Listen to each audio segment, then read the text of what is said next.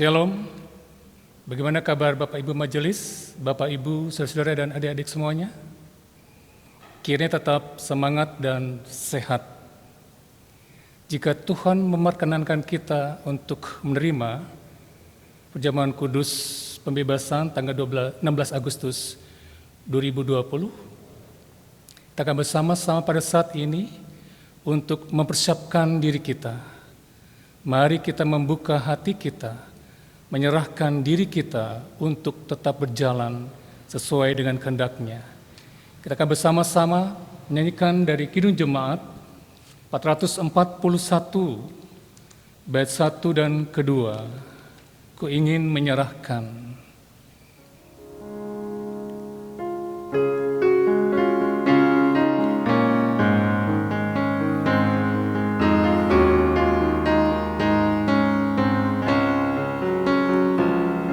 Ku ingin menyerahkan seluruh hidupku, sekalipun tak layak kepada Tuhanku. Ku bunuh keinginan dan hasrat hatiku, supaya hanya Tuhan mengisi hidupku. Bait kedua. Di waktu kesusahan tak usah ku gentar, diberinya perlindungan, hatiku pun segar. Darahnya dicurahkan, nyawanya pun diberi, teruraslah jiwaku, hidupku berseri. Kita bersatu di dalam doa. Terima kasih untuk cinta kasih Tuhan di dalam kehidupan kami. Jika kami sampai pada hari ini semua bukan kebetulan pada diri kami, tetapi ini semua karena rahmat berkat pemeliharaan Tuhan di dalam kehidupan kami. Di saat ini Tuhan kami hendak mempersiapkan diri kami di dalam pendadaran, di mana kami akan menerima sakramen perjamuan kudus pembebasan tanggal 16 Agustus 2020. Kiranya Tuhan memberkati pendadaran yang kami lakukan pada saat ini. Dalam nama Tuhan Yesus kami naikkan doa ini. Amin.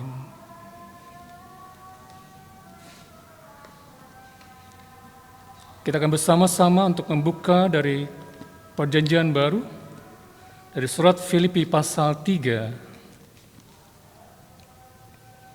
ayat 12 sampai ke 14. Bukan seolah-olah aku telah memperoleh hal ini atau telah sempurna, melainkan aku mengejarnya kalau-kalau aku dapat juga menangkapnya, karena aku pun telah ditangkap oleh Kristus Yesus.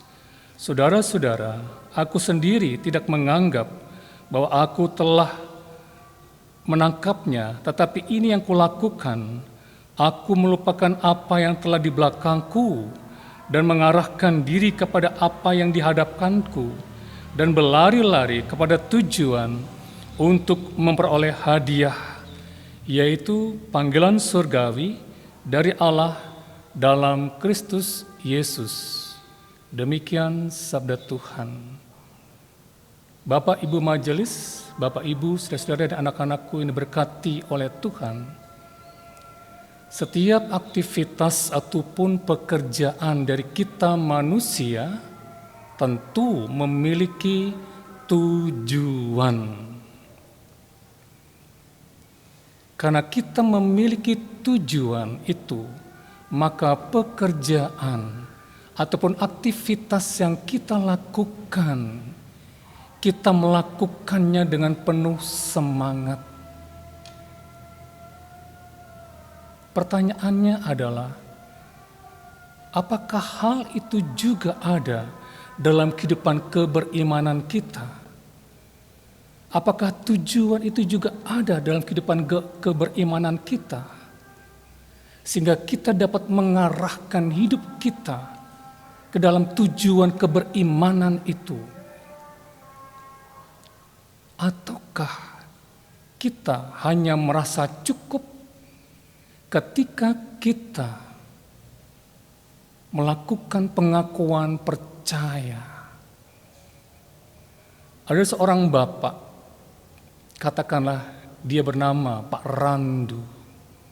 Dia berkata demikian, saya di gereja telah mengungkapkan pengakuan iman saya. Saya di gereja juga telah menyanyi, telah berdoa di dalam Tuhan Yesus. Itu sudah cukup. Dan setelah itu adalah saya mau memuaskan keinginan saya. Istri dari Pak Randu mengatakan, kalau Pak Randu sering berjudi, kalau Pak Randu, maaf, dia juga memiliki perempuan lain, bahkan dibawa ke rumahnya, dan istrinya melihatnya.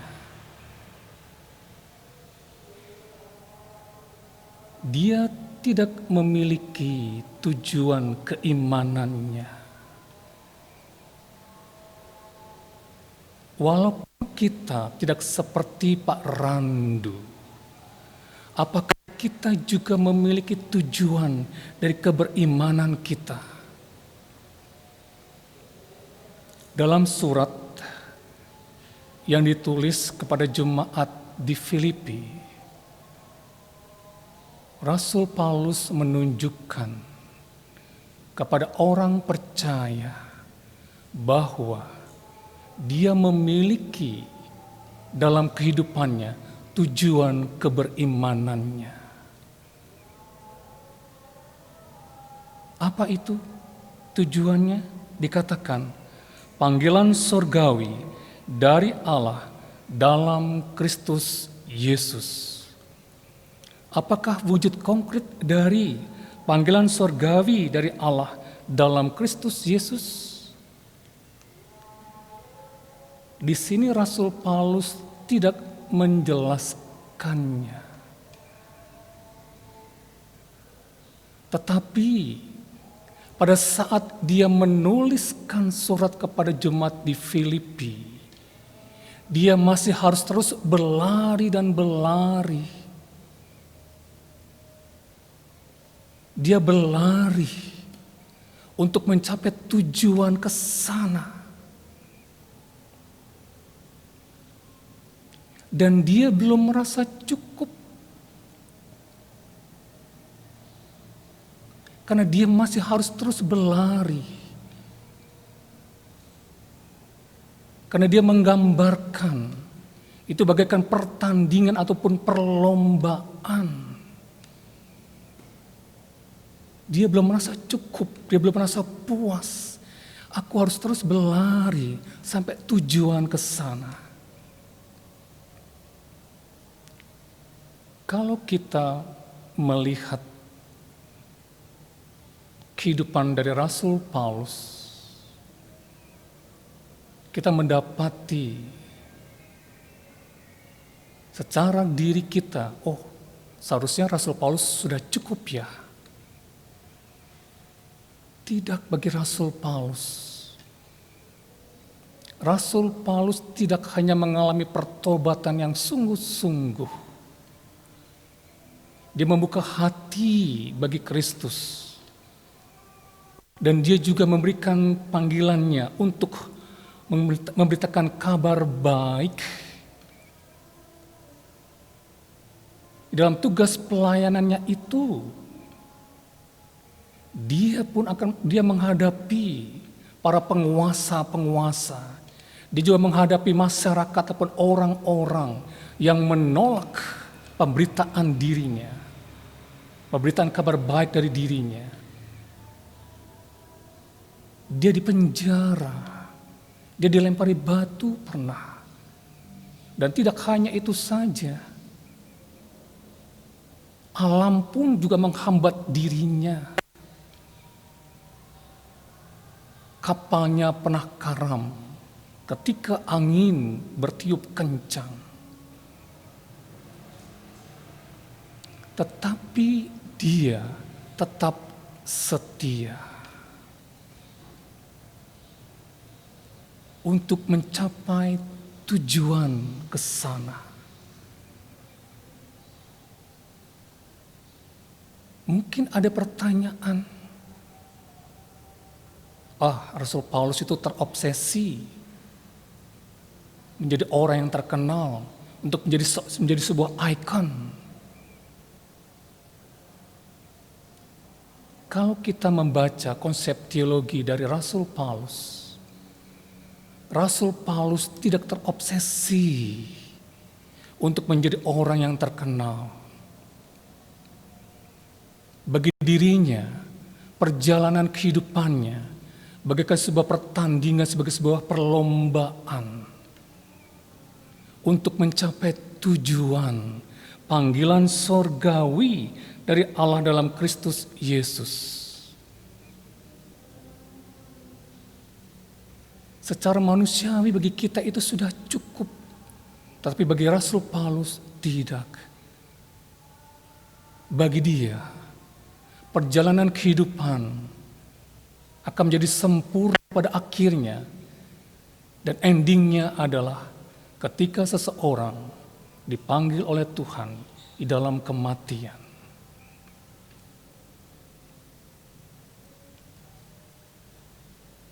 Bapak Ibu majelis, Bapak Ibu, saudara-saudara dan anak-anakku yang diberkati oleh Tuhan. Melalui surat ini kita pun dipanggil untuk melihat kehidupan Rasul Paulus. Kita seringkali merasa puas. Aku sudah sampai sini saja melayani Tuhan. Setelah itu kita bermalas-malasan. Sudah cukup kok. Aku kerja mengabdi masyarakat, sudah cukup kok. Dan tidak bergereja lagi. Sudah cukup kok aku menjadi pendeta, menjadi majelis.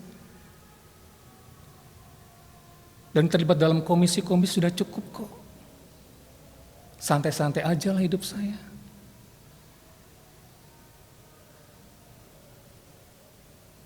Akhir dari itu semuanya bagi Paulus, ending atau akhir dari seseorang yang setia adalah kematian. Tujuan kita adalah ke sana. Tetaplah melayani Tuhan. Jangan merasa puas dan santai-santai. Santai bisa, tetapi jangan menyebabkan kita akhirnya melupakan Tuhan. Tujuan kita ke sana, kepada kesempurnaan keselamatan.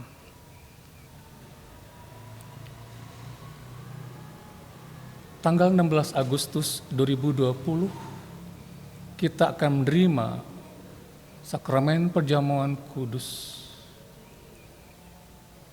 Melalui sakramen perjamuan kudus itu, diri kita diarahkan agar kita tetap setia kepada Dia, agar kita tetap melayani Dia. walaupun di masa pandemi COVID-19 ini, jangan lokro, jangan putus asa. Tetaplah melayani Dia. Dan tujuan dari kehidupan kita adalah ke sana. Panggilan surgawi dari Allah dalam Kristus Yesus. Tetaplah semangat dalam melayani Tuhan. Dan kiranya kita sampai ke tujuan, sampai akhir hidup kita. Tuhan memberkati. Amin. Bapak Ibu Majelis, Bapak Ibu, saudara-saudara, anak-anakku yang dikasihi oleh Tuhan. Kita akan menerima sakramen perjamuan kudus. Sakramen perjamuan kudus yang diselenggarakan oleh gereja merupakan sarana untuk memelihara iman. Sakramen perjamuan kudus itu didasarkan perjamuan malam menjelang Tuhan Yesus ditangkap. Kita mau mengingat dirinya, pengorbanan dari dirinya, Tuhan kita. Kita membuka hati dan mengoreksi diri kita. Apakah kita ini adalah manusia yang berdosa? Kita berada dalam kondisi tidak selamat. Dengan segala upaya apapun, kita tidak dapat melepaskan diri dari kondisi yang tidak selamat ini. Dan kita mau yakini bahwa di dalam Allah kita membutuhkan juru selamat untuk melepaskan diri kita dari kondisi yang tidak selamat ini.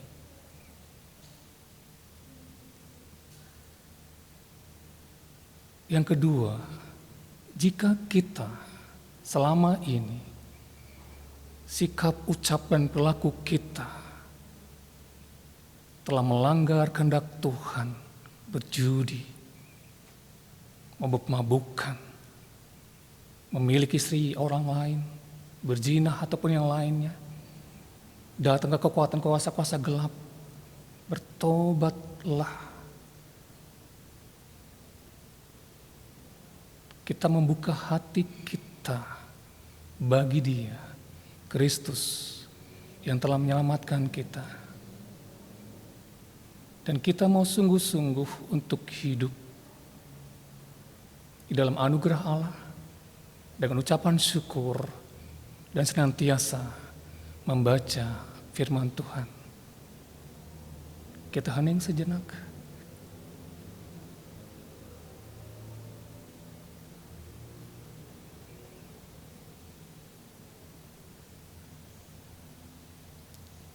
Kita akan bersama-sama kembali untuk memuliakan nama Tuhan dari Kidung Jemaat 441 bait yang keempat.